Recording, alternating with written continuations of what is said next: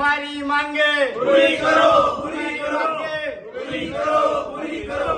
नहीं चलेगी नहीं चलेगी तानाशाही नहीं चलेगी, नहीं चलेगी नहीं चलेगी तानाशाही नहीं चलेगी, नहीं चलेगी नहीं चलेगी तानाशाही नहीं चलेगी। नहीं झुकेंगे नहीं टूटेंगे अब की बार नहीं रुकेंगे, नहीं झुकेंगे नहीं टूटेंगे अब की बार नहीं रुकेंगे। कर्मचारी एकता जिंदाबाद, कर्मचारी एकता जिंदाबाद, कर्मचारी एकता जिंदाबाद।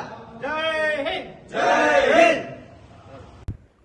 સુરેન્દ્રનગર આરટીઓના પ્રશ્નકારી પટ્ટી ઇન્સ્પેક્ટરો બાંધી છે અને શું એમના પ્રશ્નો છે કે જે આ બાબતમાં ફક્ત સુરેન્દ્રનગર જિલ્લા નહીં પરંતુ ગુજરાતના તમામ જિલ્લાઓમાં મોટર વાહન ઇન્સ્પેક્ટરો અને પડતી દુવિધા માટે ગુજરાત મોટર વાહન ટેકનિકલ એસોસિએશન દ્વારા વિવિધ પ્રશ્નો જે લાંબા સમયથી પડતર હોય તે બાબતમાં 26 તારીખથી વખત સરકારને રજૂઆત કરવામાં આવે પરંતુ જેનો ઉકેલ નહીં આવે જે બાબતે મોટર વ્હીકલ ટેકનિકલ એસોસિએશન દ્વારા 26 તારીખથી વિવિધ કાર્યક્રમો વિવિધ કાર્યક્રમો દ્વારા આંદોલન કરી આ બાબતના સરકારને પ્રશ્નનો ઉકેલ લાવવા માટે રજૂઆત કરવામાં આવે છે.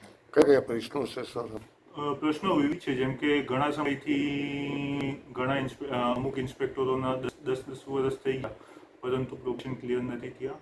પછી પ્રમોશન બાબતના બી પ્રશ્નો છે, જેમ કે સહાયક મોટર વાહન નિરીક્ષક વર્ગ 3માંથી તેમને વર્ગ 2માં મોટર વાહન નિરીક્ષક તરીકે બઢતીની પ્રક્રિયા હજુ ઘણા ઇન્સ્પેક્ટરની પૂરી નથી થઈ છે, એ બાબતના પ્રશ્નો છે.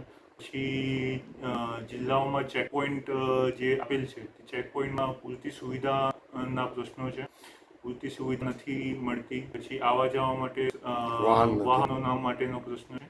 એવા ઘણા કુલ 19 જેટલા પ્રશ્નો છે જે બાબતમાં રજૂઆત કરવામાં આવે છે અને જે બાબતમાં કાર્યક્રમો 4 તારીખે સીએમ આવે છે તો બાબતે રજૂઆત કરશો?